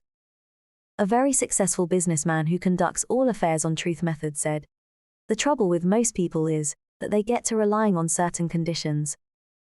They haven't enough imagination to go forward, to open new channels." Nearly every big success is built upon a failure. I was told that Edgar Bergen lost his part in a Broadway production because they did not want any more dummies. Noel Coward got him on the Rudy Valley Radio Hour, and he and Charlie McCarthy became famous overnight. I told the story at one of my meetings of a man who was so poor and discouraged that he ended it all. A few days later, came a letter notifying him that he had inherited a large fortune. A man in the meeting said, "That means, when you want to be dead, your demonstration is 3 days off." Yes, do not be fooled by the darkness before the dawn. It is a good thing to see the dawn once in a while, to convince you how unfailing it is. It reminds me of an experience of several years ago. I had a friend who lived in Brooklyn near Prospect Park. She liked to do unusual things and said to me, "Come to visit me and we'll get up early and see the sunrise in Prospect Park." At first I refused, and then came the hunch that it would be an interesting experience. It was in the summer. We got up about 4 o'clock, my friend, her little daughter and myself. It was pitch dark, but we sallied forth down the street, to the entrance of the park. Some policemen eyed us curiously, but my friend said to them with dignity, "We are going to see the sunrise," and it seemed to satisfy them. We walked through the park to the beautiful rose garden. A faint pink streak appeared in the east, then suddenly, we heard a most tremendous uproar. We were near the zoo, and all the animals were greeting the dawn. The lions and tigers roared, the hyenas laughed, there were shrieks and howls. Every animal had something to say, for a new day was at hand. It was indeed most inspiring. The light slanted through the trees. Everything had an unearthly aspect. Then, as it grew lighter, our shadows were in front instead of behind us. The dawn of a new day. This is the wonderful dawn which comes to each one of us, after some darkness. Your dawn of success, happiness, and abundance is sure to come. Every day is important, for we read in the wonderful Sanskrit poem, "Look well therefore to this day, such is the salutation of the dawn. This day the Lord is your shepherd. This day you shall not want, as you and this great creative principle are one and the same." The 34th Psalm is also a psalm of security. It starts with a blessing for the Lord. "I will bless the Lord at all times, his praise shall continually be in my mouth. They that seek the Lord shall not want any good thing." Seeking the Lord means that man must make the first move. "Draw near to me, and I will draw near to thee, saith the Lord." You seek the Lord by making your affirmation, expecting and preparing for your good. If you ask for success and prepare for failure, you will receive the thing you have prepared for. I tell in my book, The Game of Life and How to Play It, of a man who asked me to speak the word that all his debts be wiped out. After the treatment, he said, "Now I'm thinking what I'll say to the people when I haven't the money to pay them." A treatment won't help you if you haven't faith in it. For faith and expectancy, impress the subconscious mind with the picture of fulfillment. In the 23rd Psalm we read, "He restoreth my soul." Your soul is your subconscious mind and must be restored with the right ideas. Whatever you feel deeply is impressed upon the subconscious and manifests in your affairs. If you are convinced that you are a failure, you will be a failure until you impress the subconscious with the conviction you are a success. This is done by making an affirmation which clicks. A friend in a meeting said that I had given her the statement as she was leaving the room. "The ground you are on is harvest ground." Things with her had been very dull, but this statement clicked. Harvest ground, rang in her ears. Good things immediately commenced to come to her, and happy surprises. The reason it is necessary to make an affirmation is because repetition impresses the subconscious. You cannot control your thoughts at first, but you can control your words, and Jesus Christ said, "By your words you are justified, and by your words you are condemned." Every day, choose the right words, the right thoughts. The imaging faculty is the creative faculty. Out of the imaginations of the heart come the issues of life. We have all a bank we can draw upon, the bank of the imagination. Let us imagine ourselves rich, well and happy. Imagine all our affairs in divine order, but leave the way of fulfillment to infinite intelligence. He has weapons ye know not of. He has channels which will surprise you. One of the most important passages in the 23rd Psalm is, "Thou preparest a table before me in the presence of mine enemies." This means that even in the presence of the enemy situation, brought on by your doubts, fears or resentments, a way out is prepared for you. The Lord is my shepherd, I shall never want. Look with wonder. The words wonder and wonderful are used many times in the Bible. In the dictionary, the word wonder is defined as a cause for surprise, astonishment, a miracle, a marvel. Ouspensky in his book, Tertium Organum, calls the fourth-dimensional world, the world of the wondrous. He has figured out mathematically that there is a realm where all conditions are perfect. Jesus Christ called it the kingdom. We might say, "Seek ye first the world of the wondrous, and all things shall be added unto you." It can only be reached through a state of consciousness. Jesus Christ said, to enter the kingdom, we must become as a little child. Children are continually in a state of joy and wonder. The future holds promises of mysterious good. Anything can happen overnight. Robert Louis Stevenson in A Child's Garden of Verses says, "The world is so full of a number of things, I'm sure we should all be as happy as kings. So let us look with wonder at that which is before us." That statement was given me a number of years ago. I mention it in my book, The Game of Life and How to Play It. I had missed an opportunity and felt that I should have been more awake to my good. The next day, I took the statement early in the morning. I look with wonder at that which is before me. At noon, the phone rang, and the proposition was put to me again.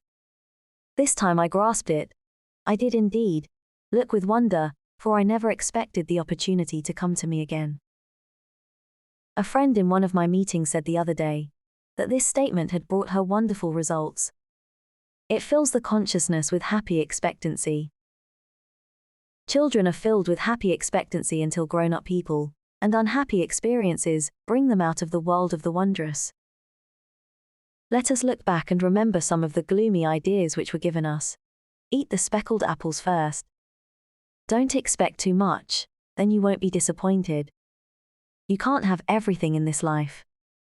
Childhood is your happiest time. No one knows what the future will bring. What a start in life. These are some of the impressions I picked up in early childhood. At the age of 6, I had a great sense of responsibility. Instead of looking with wonder at that which was before me, I looked with fear and suspicion. I feel much younger now than I did when I was 6. I have an early photograph taken about that time, grasping a flower, but with a careworn and hopeless expression. I had left the world of the wondrous behind me. I was now living in the world of realities, as my elders told me, and it was far from wondrous. It is a great privilege for children to live in this age, when they are taught truth from their birth. Even if they are not taught actual metaphysics, the ethers are filled with joyous expectancy. You may become a Shirley Temple, or a Freddie Bartholomew, or a great pianist at the age of 6, and go on a concert tour. We are all now, back in the world of the wondrous, where anything can happen overnight, for when miracles do come, they come quickly. So let us become miracle conscious. Prepare for miracles, expect miracles, and we're then inviting them into our lives. Maybe you need a financial miracle. There is a supply for every demand. Through active faith, the word, and intuition, we release this invisible supply. I will give an example. One of my students found herself almost without funds. She needed $1,000, and she had had plenty of money at one time, and beautiful possessions, but had nothing left but an ermine wrap. No fur dealer would give her much for it. I spoke the word that it would be sold to the right person for the right price, or that the supply would come in some other way. It was necessary that the money manifest at once. It was no time to worry or reason. She was on the street making her affirmations. It was a stormy day, she said to herself. I'm going to show active faith in my invisible supply, by taking a taxi cab. It was a very strong hunch. As she got out of the taxi, at her destination, a woman stood waiting to get in. It was an old friend. A very, very kind friend.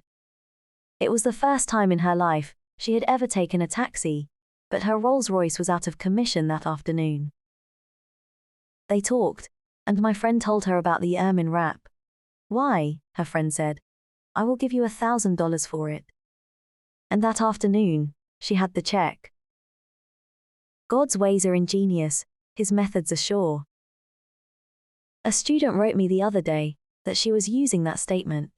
God's ways are ingenious, his methods are sure.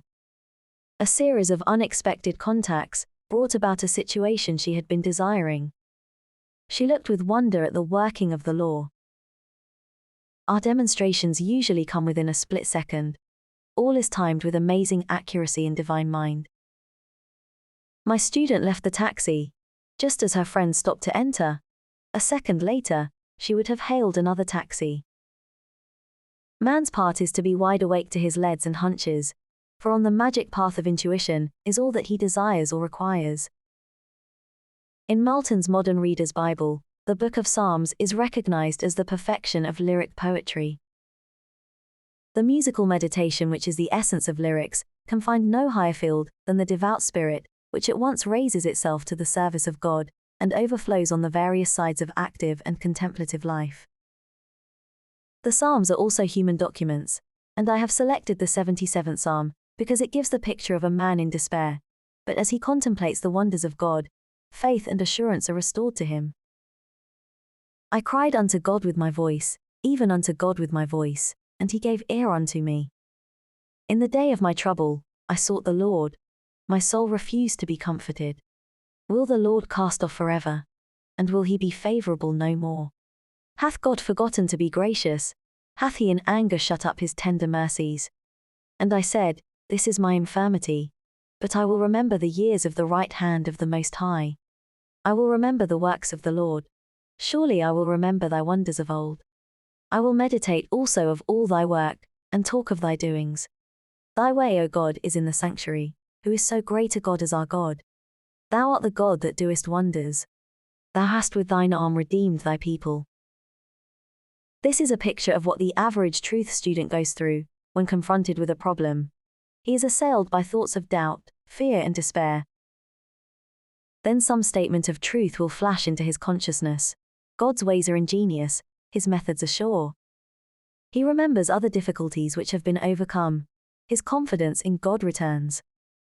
He thinks, what God has done before, he will do for me and more. I was talking to a friend not long ago who said, I would be pretty dumb if I didn't believe God could solve my problem. So many times before, wonderful things have come to me, I know they will come again. So the summing up of the 77th Psalm is, what God has done before, he now does for me and more. It is a good thing to say when you think of your past success, happiness or wealth. All loss comes from your own vain imaginings. Fear of loss crept into your consciousness. You carried burdens and fought battles. You reason instead of sticking to the magic path of intuition. But in the twinkling of an eye, all will be restored to you, for as they say in the East, what Allah has given cannot be diminished. Now to go back to the child's state of consciousness, you should be filled with wonder, but be careful not to live in your past childhood. I know people who can only think about their happy childhood days. They remember what they wore. No skies have since been so blue, or grass so green. They therefore miss the opportunities of the wonderful now. I will tell an amusing story of a friend who lived in a town when she was very young, then moved away to another city. She always looked back to the house they first lived in. To her it was an enchanted palace, large, spacious and glamorous. Many years after, when she had grown up, she had an opportunity of visiting this house. She was disillusioned. She found it small, stuffy and ugly. Her idea of beauty had entirely changed, for in the front yard was an iron dog. If you went back to your past, it would not be the same. So in this friend's family, they called living in the past, iron dogging. Her sister told me a story of some iron dogging she had done. When she was about 16, she met abroad a very dashing and romantic young man, an artist. This romance didn't last long, but she talked about it a lot to the man she afterwards married. Years rolled by, the dashing and romantic young man had become a well-known artist and came to this country to have an exhibition of his pictures. My friend was filled with excitement and hunted him up to renew their friendship. She went to his exhibition, and in walked a portly businessman. No trace was left of the dashing romantic youth. When she told her husband, all he said was, iron dogging. Remember, now is the appointed time. Today is the day. And your good can happen overnight. Look with wonder at that which is before you. We are filled with divine expectancy. I will restore to you the years which the locusts have eaten. Now let each one think of the good which seems so difficult to attain. It may be health, wealth, happiness, or perfect self-expression. Do not think how your good can be accomplished, just give thanks that you have already received on the invisible plane. Therefore the steps leading up to it are secured also. Be wide awake to your intuitive leads, and suddenly, you find yourself in your promised land. I look with wonder at that which is before me. Catch up with your good. Catch up with your good. This is a new way of saying, before they call, I will answer. Your good precedes you, it gets there before you do. But how to catch up with your good? For you must have ears that hear, and eyes that see, or it will escape you. Some people never catch up with their good in life. They will say, my life has always been one of hardship, no good luck ever comes to me. They are the people who have been asleep to their opportunities, or through laziness, haven't caught up with their good. A woman told a group of friends that she had not eaten for 3 days. They dashed about asking people to give her work, but she refused it. She explained that she never got up until 12 o'clock. She liked to lie in bed and read magazines. She just wanted people to support her while she read Vogue and Harper's Bazaar. We must be careful not to slip into lazy states of mind. Take the affirmation, I am wide awake to my good, I never miss a trick. Most people are only half awake to their good. A student said to me, if I don't follow my hunches, I always get into a jam. I will tell the story of a woman, one of my students, who followed her intuitive lead, which brought amazing results. She had been asked to visit friends in a nearby town. She had very little money. When she arrived at her destination, she found the house locked up, they had gone away. She was filled with despair, then commenced to pray. She said, "Infinite intelligence, give me a definite lead, let me know just what to do." The name of a certain hotel flashed into her consciousness. It persisted. The name seemed to stand out in big letters. She had just enough money to get back to New York and the hotel. As she was about to enter, an old friend suddenly appeared, who greeted her warmly, and whom she hadn't seen for years. She explained that she was living at the hotel, but was going away for several months, and added, "Why don't you live in my suite while I am away? It won't cost you a cent." My friend accepted gratefully, and looked with amazement on the working of spiritual law. She had caught up with her good by following intuition. All going forward comes from desire. Science today is going back to Lamarck and his dint of wishing theory. He claims that birds do not fly because they have wings, but they have wings because they wanted to fly. Result of the push of the emotional wish. Think of the irresistible power of thought with clear vision. Many people are in a fog most of the time, making wrong decisions and going the wrong way. During the Christmas rush, my maid said to a saleswoman at one of the big shops, "I suppose this is your busiest day," she replied. "Oh no. The day after Christmas is our busiest day, when people bring most of the things back." Hundreds of people choosing the wrong gifts, because they were not listening to their intuitive leads. No matter what you are doing, ask for guidance. It saves time and energy, and often a lifetime of misery. All suffering comes from the violation of intuition. Unless intuition builds the house, they labor in vain who build it. Get the habit of hunching, then you will always be on the magic path. And it shall come to pass, that before they call, I will answer, and while they are yet speaking, I will hear. Working with spiritual law, we are bringing to pass that which already is. In the universal mind, it is there as an idea, but is crystallized on the external, by a sincere desire. The idea of a bird was a perfect picture in divine mind. The fish caught the idea, and wished themselves into birds. Are your desires bringing you wings? We should all be bringing some seemingly impossible thing to pass. One of my affirmations is, "The unexpected happens, my seemingly impossible good now comes to pass." Do not magnify obstacles, magnify the Lord, that means, magnify God's power. The average person will dwell on all the obstacles and hindrances which are there to prevent his good coming to pass. You combine with what you notice, so if you give obstacles and hindrances your undivided attention, they grow worse and worse. Give God your undivided attention. Keep saying silently, in the face of all obstacles, God's ways are ingenious, His methods are sure. God's power is invincible, though invisible. Call unto me and I will answer thee, and show thee great and mighty things, which thou knowest not. In demonstrating our good, we must look away from adverse appearances. Judge not by appearances. Get some statement which will give you a feeling of assurance. The long arm of God reaches out over people and conditions, controlling the situation, and protecting my interests. I was asked to speak the word for a man who was to have a business interview with a seemingly unscrupulous person. I used the statement, and rightness and justice came out of the situation, at just the exact time I was speaking. We have all heard the quotation from Proverbs, "Hope deferred maketh the heart grow sick, but when the desire cometh, it is a tree of life." In desiring sincerely, without anxiety, we are catching up with the thing desired, and the desire becomes crystallized on the external. I will give to you the rightest desires of your heart. Selfish desires, desires which harm others, always return to harm the sender. The righteous desire might be called an echo from the infinite. It is already a perfect idea in divine mind.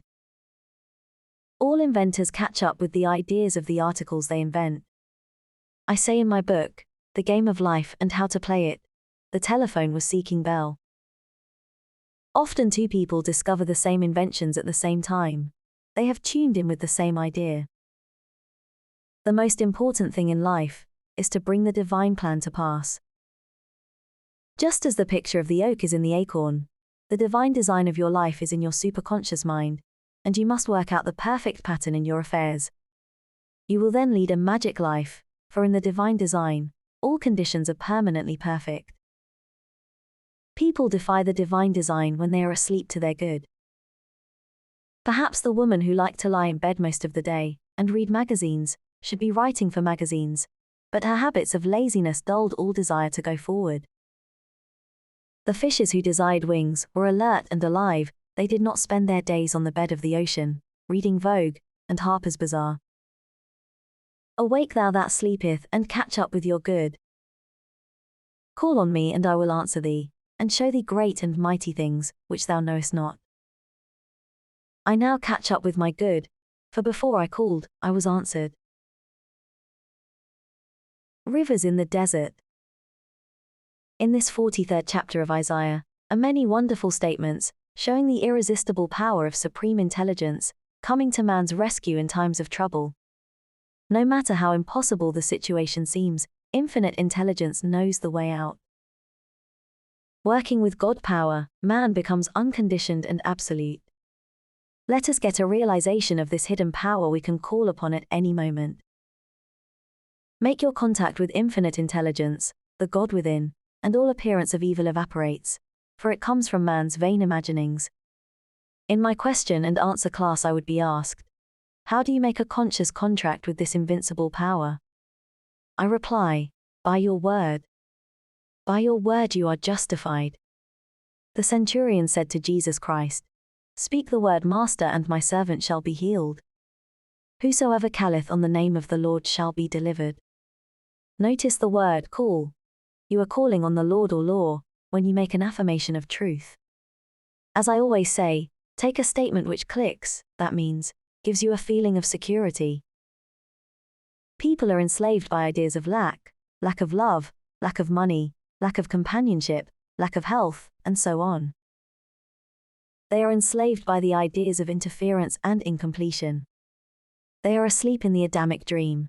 Adam, generic man, ate of Maya, the tree of illusion, and saw two powers, good and evil. The Christ mission was to wake people up to the truth of one power, God. Awake thou that sleepeth. If you lack any good thing, you are still asleep to your good. How do you awake from the Adamic dream of opposites, after having slept soundly in the race thought for hundreds of years? Jesus Christ said, when two of you agree, it shall be done. It is the law of agreement. It is almost impossible to see clearly, you're good for yourself. That is where the healer, practitioner, or friend is necessary. Many successful men say they have succeeded because their wives believed in them. I will quote from a current newspaper, giving Walter P. Chrysler's tribute to his wife. Nothing, he once said, has given me more satisfaction in life than the way my wife had faith in me from the very first, through all those years. Chrysler wrote of her, it seemed to me I could not make anyone understand that I was ambitious except Ella. I could tell her, and she would nod. It seems to me I even dared to tell her that I intended, someday, to be master mechanic. She always backed his ambitions. Talk about your affairs as little as possible, and then only to the ones who will give you encouragement and inspiration. The world is full of wet blankets, people who tell you, it can't be done, that you are aiming too high. As people sit in truth meetings and services, often a word or an idea will open a way in the wilderness. Of course, the Bible is speaking of states of consciousness. You are in a wilderness or desert when you are out of harmony, when you are angry, resentful, fearful, or undecided. Indecision is the cause of much ill health, being unable to make up your mind. One day when I was in a bus, a woman stopped it and asked the conductor its destination. He told her, but she was undecided. She got halfway on, and then got off, then on again. The conductor turned to her and said, "Lady, make up your mind." So it is with so many people. Ladies, make up your minds. The intuitive person is never undecided. He is given his leads and hunches, and goes boldly ahead, knowing he is on the magic path. In truth, we always ask for definite leads, just what to do. You will always receive one if you ask for it. Sometimes it comes as intuition, sometimes from the external. One of my students, named Ada, was walking down the street, undecided whether to go to a certain place or not. She asked for a lead. 2 women were walking in front of her. One turned to the other and said, "Why don't you go, Ada?" The woman's name just happened to be Ada. My friend took it as a definite lead and went on to her destination, and the outcome was very successful. We really led magic lives, guided and provided for it every step, if we have ears to hear and eyes that see. Of course, we have left the plane of the intellect and are drawing from the superconscious, the God within, which says, "This is the way, walk ye in it." Whatever you should know will be revealed to you. Whatever you lack will be provided. Thus saith the Lord, which maketh a way in the sea, and a path in the mighty waters. Remember ye not the former things, neither consider the things of old. People who live in the past have severed their contact with the wonderful now. God knows only the now. Now is the appointed time. Today is the day. Many people led lives of limitation, hoarding and saving, afraid to use what they have, which brings more lack and more limitation. I give the example of a woman who lived in a small country town. She could scarcely see to get about, and had very little money. A kind friend took her to an oculist and presented her with glasses, which enabled her to see perfectly. Sometime later she met her on the street without the glasses. She exclaimed, "Where are your glasses?" The woman replied, "Well, you don't expect me to hack 'em out by using them every day, do you? I only wear them on Sundays." You must live in the now, and be wide awake to your opportunities. Behold, I will do a new thing. Now it shall spring forth, shall you not know it? I will even make a way in the wilderness, and rivers in the desert. This message is meant for the individual. Think of your problem, and know that infinite intelligence knows the way of fulfillment. I say the way, for before you called, you were answered. The supply always precedes the demand. God is the giver and the gift, and now creates his own amazing channels. When you have asked for the divine plan of your life to manifest, you are protected from getting the things that are not in the divine plan. You may think that all your happiness depends upon obtaining one particular thing in life. Later on, you praise the Lord that you didn't get it. Sometimes you are tempted to follow the reasoning mind and argue with your intuitive leads. Suddenly the hand of destiny pushes you into your right place. Under grace, you find yourself back on the magic path again. You are now wide awake to your good. You have the ears that hear, your intuitive leads, and the eyes which see the open road of fulfillment. The genius within me is released. I now fulfill my destiny. The inner meaning of Snow White and the Seven Dwarfs. I have been asked to give a metaphysical interpretation of Snow White and the Seven Dwarfs, one of Grimm's fairy tales. It is amazing how this picture, a fairy story, swept sophisticated New York and the whole country due to Walt Disney's genius. This fairy tale was supposed to be for children, but men and women have packed the theater. It is because fairy tales come down from old legends of Persia, India and Egypt, which are founded on truth. Snow White, the little princess, has a cruel stepmother, who is jealous of her. This cruel stepmother idea appeals also in Cinderella. Nearly everyone has a cruel stepmother. The cruel stepmother is a negative thought form you have built up in the subconscious. Snow White's cruel stepmother is jealous of her and always keeps her in rags and in the background. All cruel thought forms do this. The cruel stepmother consults her magic mirror every day, saying, "Magic mirror on the wall, who is the fairest of them all?" One day the mirror replies, "Thou queen, mayst fair and beauteous be, but Snow White is lovelier far than thee." This enrages the queen, so she decides to send Snow White to the forest to be killed by one of her servants. However, the servant's heart melts when Snow White begs for her life, so he leaves her in the woods. The woods are filled with terrifying animals and many pitfalls and dangers. She falls in terror to the ground, and while there, a most unusual spectacle presents itself. Scores of the most delightful little animals and birds creep up and surround her. Rabbits, squirrels, deer, beavers, raccoons, etc. She opens her eyes and greets them with pleasure. They are so friendly and attractive. She tells her story, and they led her to a little house, which she makes her home. Now these friendly birds and animals symbolize our intuitive leads or hunches, which are always ready to get you out of the woods. The little house proves to be the home of the 7 dwarfs. Everything is in disorder, so Snow White and her animal friends begin to clean the house. The squirrels dust with their tails, the birds hang things up, using the little deer's horns for a hat rack. When the 7 dwarfs come home from their work of digging gold, they discover the change, and at last find Snow White asleep on one of the beds. In the morning she tells her story, remains with them to keep house and cook their meals, and is very happy. The 7 dwarfs symbolize the protective forces all about us. In the meantime, the cruel stepmother consults her mirror, and it says to her, "Over the hills in the greenwood shade, where the 7 dwarfs their dwelling have made, there Snow White is hiding her head, and she is lovelier far, oh, queen than thee." This infuriates the queen. So she starts off disguised as an old hag, with a poisoned apple for Snow White. She finds her in the house of the 7 dwarfs, and tempts her with the big, red, luscious apple. The birds and animals endeavor to tell her not to touch it. They try to give her the hunch not to eat it. They rush around in dismay. But Snow White can't resist the apple. She takes one bite and falls, apparently dead. Now all the little birds and animals rush off to bring the 7 dwarfs to the rescue.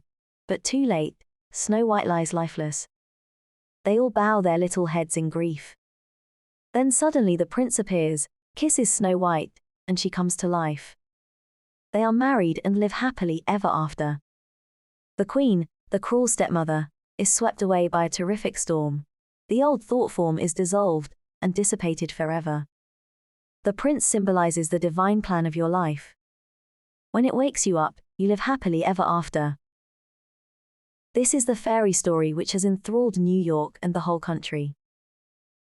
Find out what form of tyranny your cruel stepmother is taking in your subconscious. It is some negative conviction which works out in all your affairs. We hear people saying, "My good always comes to me too late. I've lost so many opportunities." We must reverse the thought and say repeatedly, "I am wide awake to my good, I never miss a trick." We must drown out the dreary suggestions of the cruel stepmother. Eternal vigilance is the price of freedom from these negative thought forms. Nothing can hinder, nothing can delay the manifestation of the divine plan of my life. The light of light streams on my pathway, revealing the open road of fulfillment. This recording of The Secret Door to Success, by Florence Scovel Shinn, was presented by David De Angelis. Sound recording copyright 2022, and produced by Deep Zen Limited 2022.